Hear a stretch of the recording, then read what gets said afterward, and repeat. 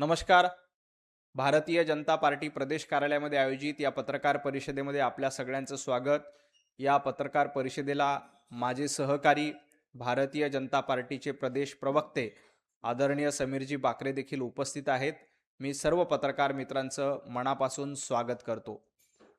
जनाब संजय राऊत यांनी बिहारमधली एक पोटनिवडणूक जिंकल्यानंतर देशभर पेढे वाटायला सुरुवात केली आहे. संजय राऊतांचा फेमस डायलॉग आहे, पेढे वाटा पेढे. खरं तर शेजारच्या घरामध्ये लेकरू झाल्यानंतर आनंद साजरा करायचा नसतो, परंतु संजय राऊत शेजारच्या घरामध्ये लेकरू झाल्यानंतर आता पेढे वाटायला लागलेत आणि सांगतायत की हा आमचा विजय आहे. संजय राऊत, तुम्ही ज्या काँग्रेसची गुलामी करतायत त्या काँग्रेसचा तिथं पराभव झालाय. तुम्ही ज्या तुम्ही ज्या राजद सोबत आहेत त्यांचा पराभव झालाय आणि प्रशांत किशोर यांचा विजय झालाय. तरी देखील संजय राऊत त्याचं सेलिब्रेशन करतात, काही हरकत नाही. कारण उभाटा गटाला गेल्या 4-5 वर्षामध्ये सेलिब्रेशन करायची संधी मिळाली नाही, कारण सगळ्या निवडणुकामध्ये उभाटा गटाचा पराभव झालाय. आता प्रशांत किशोर यांचा विजय झाल्यामुळं संजय राऊतांना पेढे वाटायची संधी मिळाली. दुसऱ्याच्या घरामध्ये लेकरू झाल्यानंतर हा पेढे वाटण्याचा प्रकार आहे. संजय राऊत, तुम्ही आणि तुमचा पक्ष वांझोटा राहतोय त्याच्याकडे बघा. महाराष्ट्रामध्ये तुमचा पक्ष वांझोटा झालाय. तुम्हाला 0 जागा जिल्हा परिषद आणि पंचायत समितीच्या निवडणुकीमध्ये मिळाल्या. त्याच्याकडे जर लक्ष दिलं असतं तर बिहारचं सेलिब्रेशन तुम्हाला करावं लागलं नसतं. बिहारपेक्षा महाराष्ट्रामध्ये आपल्या पक्षाची काय अवस्था झाली ती बघा. बिहारमध्ये भारतीय जनता पार्टीचा पराभव झालेला नाही. भारतीय जनता पार्टीचा पराभव होत नाही. एकतर भारतीय जनता पार्टी जिंकते किंवा शिकते. आता बिहारमध्ये आम्ही या निवडणुकीच्या पराभवातून शिकू आणि पुन्हा एकदा पुढच्या निवडणुकीच्या तयारीला लागू. परंतु ज्या पद्धतीनं इंडी आघाडी, संजय राऊत आणि राहुल गांधींचे लोक सेलिब्रेट करतायत, मला एक कळत नाही. बिहारमध्ये तुमच्या इंडी आघाडीचा पूर्णपणे पराभव झाला, त्या एका पोटनिवडणुकीमध्ये पूर्णपणे पराभव झाला. तरीही सेलिब्रेशन करायचं असेल तर संजय राऊत, इंडी आघाडी आणि राहुल गांधींना मनापासून शुभेच्छा आहेत. संजय राऊत, तुमचा अहंकार महाराष्ट्राने संपवलाय. तुमच्या अहंकाराची लंका ही जाळून टाकलेली आहे. त्यामुळं अहंकाराची भाषा भारतीय जनता पार्टी कधीही करत नाही.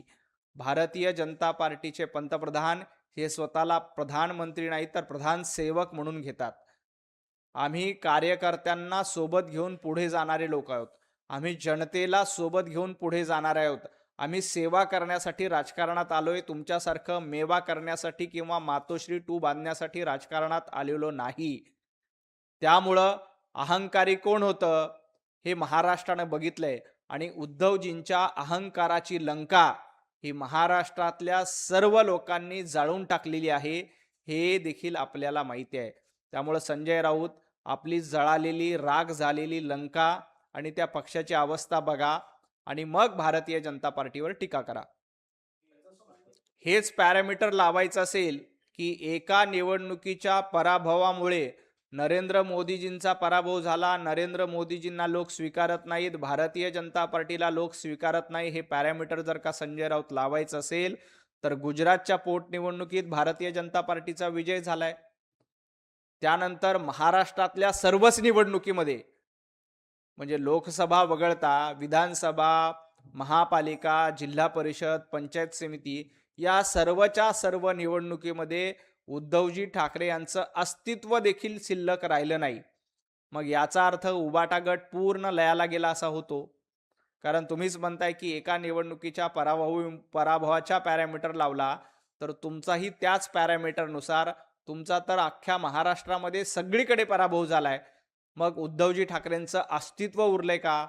उद्धवजी ठाकरे यांचा पक्ष पूर्णपणे संपला, हे संजय राऊत यांनी मान्य करावं.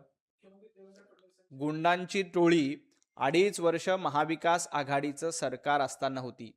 गुंडांची टोळी कशाला म्हणतात? रोज 100 कोटी रुपयाच्या वसुलीचं टार्गेट देणं यांना गुंडाची टोळी म्हणतात.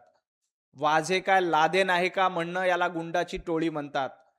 कार्टून फॉरवर्ड केलं म्हणून माजी निवृत्त अधिकाऱ्याचा डोळा फोडणं याला गुंडाची टोळी म्हणतात. केतकी चितळेंनी टीका केली म्हणून त्याला अटक करणं गुंडांची टोळी म्हणतात. आमच्या निखिल भामरेंनी एक पोस्ट लिहिली म्हणून महिनाभर त्यांना तुरुंगात डांबणं याला गुंडाची टोळी म्हणतात. आणि सर्वसामान्य माणसाला घराच्या बाहेर न निघू देता घरामध्ये डांबून ठेवणं, लोकांचे कंगना राणावतचं घर पाडणं याला गुंडांची टोळी म्हणतात. नारायण राणे साहेबांना बेकायदेशीर अटक करणं याला गुंडांची टोळी म्हणतात. पालघरमध्ये साधूंचं हत्याकांड झाल्यानंतर मूग गिळून गप्प बसणं याला गुंडांची टोळी म्हणतात. उद्धवजी ठाकरे 2.5 वर्ष तुम्ही सरकार असताना गुंड आणि गुंडांची टोळी घेऊन सरकार चालवलं होतं. देवेंद्रजी फडणवीस हे जनतेचं सरकार चालवतायत. देवेंद्रजी फडणवीसांनी 100 कोटी वसुलीचं टार्गेट दिलं नाही, तर देवेंद्रजी फडणवीसांनी समृद्धी एक्सप्रेस आणि कोस्टल रोड निर्माण केला. देवेंद्रजी फडणवीस साहेबांनी साधूंचा हत्याकांड झाल्यानंतर मूग गिळून गप्प राहिले नाही, तर कुंभमेळ्यासारख्या सुंदर अशा हिंदूंच्या सणाचं आयोजन करून या देशामध्ये सर्वात चांगला कुंभमेळा नाशिकचा होणार यासाठी खबरदारी घेतली. देवेंद्रजी फडणवीस साहेबांच्या काळामध्ये कार्टून फॉरवर्ड केलं म्हणून कुठल्या नौदल अधिकाऱ्याला मारहाण केली नाही, तर सर्वसामान्य मुंबईकरांसाठी मेट्रो सुरू झाली पाहिजे यासाठी प्रयत्न केले. हा देवाभाऊ आणि उद्धवजींच्या सरकारमधला फरक आहे. संजय राऊत, तुमची गुंडांची टोळी नाही, तर तुमची दरोडेखोरांची टोळी होती. तुम्ही महाराष्ट्रावर दरोडा टाकून तुम्ही सरकार चालवलं होतं, कारण जनतेनं देवेंद्रजींना मुख्यमंत्री करण्यासाठी कौल दिला होता. संजय राऊत, तुम्ही आणि तुमच्या मालकांनी जनमताच्या कलावर दरोडा टाकला आणि काँग्रेसच्या मांडीला मांडी लावून बसला. त्यामुळे गुंडांची टोळी कोण आहे आणि दरोडेखोराची टोळी कोण आहे हे महाराष्ट्राला माहिती आहे. राम मंदिराच्या लुटी प्रकरणामध्ये जे कोणी दोषी असतील त्यांना अटक करण्याचं काम केलंय. कुणालाही सोडलं जाणार नाही, पैनापायी वसूल केली जाईल. परंतु राम मंदिराच्या लुटीवर कोण बोलतंय? ज्या उद्धवजी ठाकरे यांनी काँग्रेसच्या सांगण्यावरून राम मंदिराच्या प्राणप्रतिष्ठापना सोहळ्याला हजेरी लावली नाही, ज्या समाजवादी पार्टीनं राम भक्तांवर गोळ्या झाडल्या, त्या समाजवादी पार्टीच्या मांडीला मांडी लावून बसलात. आणि जेन झीच्या गप्पा तर संजय राऊतांनी करू नये. संजय राऊतांसाठी जेन झी म्हणजे आदित्य ठाकरे आणि अमित ठाकरे, याच्या पलीकडे जेन झी नाही आहे. तुम्हाला फक्त आदित्य ठाकरेंचं करिअर सेट करायचंय, अमित ठाकरेंचं करिअर सेट करायचंय, याच्यासाठी जेन झी हवी आहे. परंतु इथला तरुण हुशार आहे, त्यांना माहिती आहे आदित्य ठाकरे आणि अमित ठाकरेंचं करिअर सेट करण्यासाठी तुम्ही जेन झींचं राजकीय भांडवल करता. त्यामुळं तुमचा हा अजेंडा कधीही यशस्वी होणार नाही. संजय राऊत, भारतीय जनता पार्टीच्या राज्यामध्ये मंगलमय असतं, तर तुमच्या राज्यामध्ये दंगली असतात. तुम्ही दंगलखोर आणि दंगेखोर आहात हे महाराष्ट्राने बघितलंय. दंगली घडवणं, महाराष्ट्रामध्ये अराजकता पसरवणं, देशामध्ये नेपाळसारखी, बांगलादेशसारखी परिस्थिती निर्माण करणं हे तुमचं काम आहे. तर मंगलमय वातावरणामध्ये लोक राहावेत यासाठी आम्ही मंगल दिनाच्या दिवशी बैठक घेतो. परंतु तुम्हाला मंगल दिन वगैरे चालणार नाही, कारण तुम्हाला जुम्मा जास्त आवडतो. तुम्हाला हल्ली जुम्मेला बैठका घेतात. तुमचे जनाब ठाकरे झालेले आहेत. तुम्हाला अजान स्पर्धा जास्त आवडते, त्यामुळं मंगळवार तुम्हाला आवडणार नाही, मंगल दिन आवडणार नाही. जुम्मा तुमचा आवडता आहे. जुम्माला चुम्मा करण्याचं काम संजय राऊतांनी करावं. शिंदे सेना जर भारतीय जनता पार्टीची सेल कंपनी असेल, तर उभाटा गट ही राहुल गांधींची बेनामी शाखा आहे. ज्या पद्धतीने सोनिया गांधींची गुलामगिरी करणं, राहुल गांधींची गुलामगिरी करण्याचं काम संजय राऊतांच्या माध्यमातून केलं जातंय. भारतीय जनता पार्टी एकनाथजी शिंदे यांना मित्र म्हणून सन्मान देते. भारतीय जनता पार्टी एकनाथजी शिंदे हे शिवसेनेचा खरा वारसदार म्हणून पुढे नेण्याचं काम करते आणि एकनाथजी शिंदे यांच्या नेतृत्वात खरी शिवसेना कुठली आहे याच्यावर देखील शिक्कामोर्तब झालंय. परंतु संजय राऊत, ज्या सोनिया गांधींना तुम्ही करप्शन क्वीन म्हणून हिणवलं होतं, ज्या काँग्रेससोबत गेलं तर माझं दुकान बंद करेल असं वंदनीय हिंदू हृदय सम्राट बाळासाहेब ठाकरे म्हटले होते, त्या काँग्रेससोबत आज तुम्ही जाऊन बसतायत. तुमचा उभाटा गट म्हणजे राहुल गांधींची बेनामी शाखा आहे. विधानसभेच्या निवडणुकीमध्ये रोहित पवार हे काठावर पास झाले होते. आता ते अभ्यासक्रमात देखील काठावर पास झालेत का असा माझा सवाल आहे. रोहित पवार, ज्या पद्धतीनं SIR ची प्रक्रिया सुरू आहे त्या प्रक्रियेवर तुम्ही शंका घेतायत. जरा अभ्यास करा, निवडणूक आयोगाला जाऊन भेटा. प्रत्येक राजकीय पक्षाला अधिकार दिलेला आहे की आपण SIR मध्ये आपला BLA2 नेमू शकता. प्रत्येक राजकीय पक्षाचा प्रतिनिधी, मग तो काँग्रेस असेल, उबाटा गट असेल, शरद पवार साहेबांचा गट असेल किंवा वंचित आघाडी असेल, प्रत्येक पक्षाला आपला BLA2 नेमता येतो आणि त्याच्या माध्यमातून SIR ची प्रक्रिया पूर्णपणे पार करता येते. आता रोहित पवारांकडे माणसंच उरलेली नाहीत, कारण ते त्यांच्या मतदारसंघात काठावर पास झालेत. त्यामुळे त्यांच्या मतदारसंघात ना बूथ प्रमुख आहेत, ना पन्ना प्रमुख आहेत, ना BLA2 आहेत.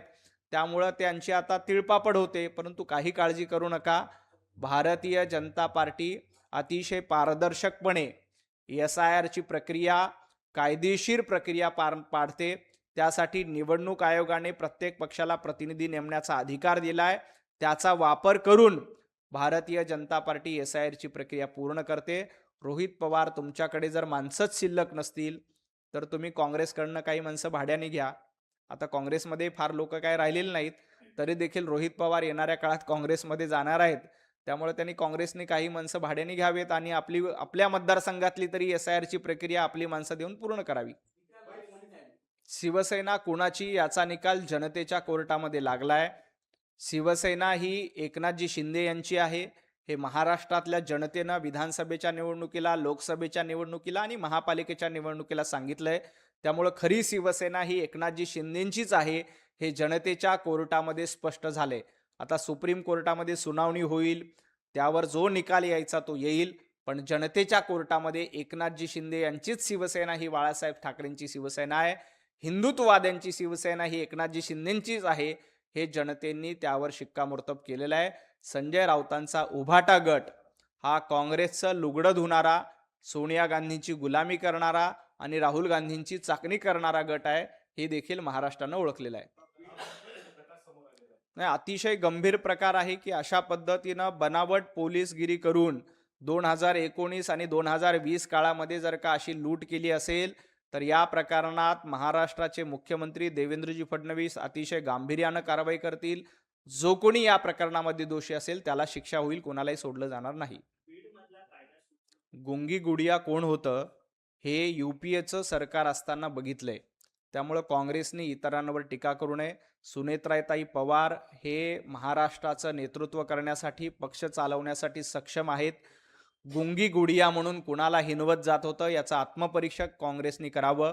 काँग्रेसचं UPAचं सरकार असताना 10 वर्षाच्या काळात मौनी बाबा म्हणून कोण काम केलं? कोणी सोनिया गांधींच्या नेतृत्वामध्ये पंतप्रधान पद असताना देखील सोनिया गांधी सांगतील तेच. राहुल गांधींनी तर कायदा संसदेमध्ये फाडून टाकला होता. अशा पद्धतीची अवस्था त्यावेळेला UPAच्या काळामध्ये होती. त्यामुळे गुंगी गुडिया कोण आहे याचं आत्मपरीक्षण हर्षवर्धन सपकाळ आणि काँग्रेसच्या लोकांनी करावं. विजय वडेट्टीवार, तुम्हाला ओबीसीचं काहीही देणं घेणं नाही. उलट महाविकास आघाडीचं सरकार असताना ओबीसीचं राजकीय आरक्षण घालवणारे तुम्ही होतात. आज देवेंद्रजी फडणवीस हे ओबीसीचं प्रतिनिधित्व करतात, महाराष्ट्राचं प्रतिनिधित्व करतात आणि भारतीय जनता पार्टीचा DNAच ओबीसीचा आहे. त्यामुळे अशा पद्धतीची काहीतरी वेगळी मागणी करून काही अर्थ त्याला उरत नाहीये. ओबीसीचे गुन्हेगार कोण असतील तर काँग्रेस पक्ष आहे.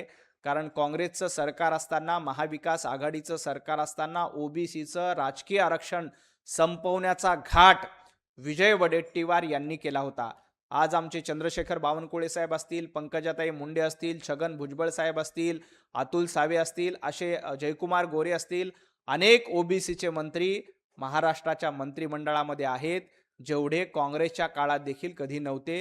हे विजय वडेट्टीवार यांनी एकदा बघितलं पाहिजे. नाही, एकनाथ शिंदे यांचं पक्ष म्हणून स्वतंत्र अस्तित्व आहे. उलट संजय राऊत हे काँग्रेसमध्ये स्वतःला विसर्जित करून घेत आहेत. खरं तर आवश्यकता असेल तर संजय राऊत आणि त्यांच्या पक्षाला सुद्धा रामभाऊ माळगीमध्ये प्रशिक्षण दिलं जाईल. रामभाऊ माळगी ही काय राजकीय संस्था नाहीये.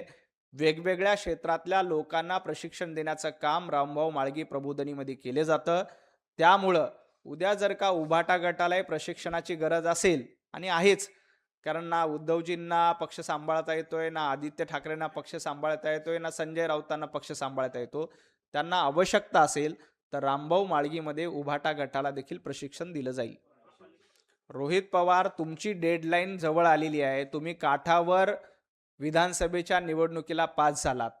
त्यामुळं जे काठावर पास झालेत, जे ढकल पास झालेत, त्यांनी मेरिटमध्ये येणाऱ्या विद्यार्थ्यांवर टीका करू नये. भारतीय जनता पार्टी लोकसभेला मेरिटमध्ये आली, विधानसभेला मेरिटमध्ये आली, महापालिकेच्या निवडणुकीमध्ये मेरिटमध्ये आली. त्यामुळं ढकलपास झालेल्या आणि काठावर पास झालेल्या रोहित पवारांनी मेरिटवर आलेल्या विद्यार्थ्यांवर टीका करायची नसते. एवढं शहाणपण रोहित पवारांनी बाळगायला पाहिजे.